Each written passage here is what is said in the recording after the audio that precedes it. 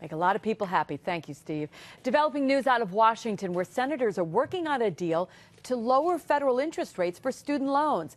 Now, the higher the rates go, the closer analysts say the economy comes to a crisis.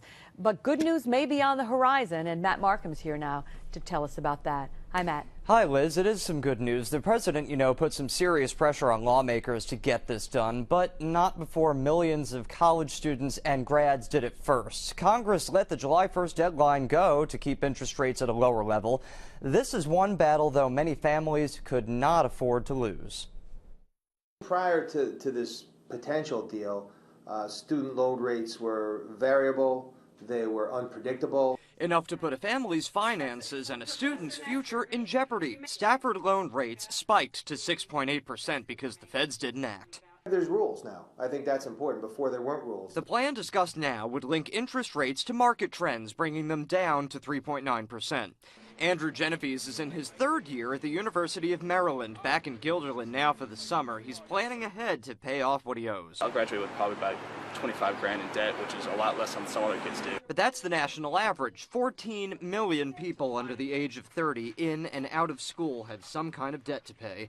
This new deal affects new loan seekers. Genovese is glad he's not 3 years younger. It would have meant I've been a lot more cautious about my choice in college. I maybe wouldn't have gone out of state. I maybe would have tried my best to get more scholarships. Any Washington deal doesn't mean the problem of paying for college concludes for anyone. It's something that we still got to grapple with, and I think the rise in tuition, which has also begun to slow down, is something that has to be, focused on as well. And from one friend to another, advice for the soon-to-be college kid from the current student crunching his own numbers. We're in the age kind of today where people like to spend outside of their means, rack up credit card bills, that kind of stuff. But I would tell them, definitely look very hard at your financial situation and don't overreach, because you might end up paying for it later in your life. Sage advice. The challenge here is the change down the road. Since rates would be tied to markets, they would go up as the economy improves.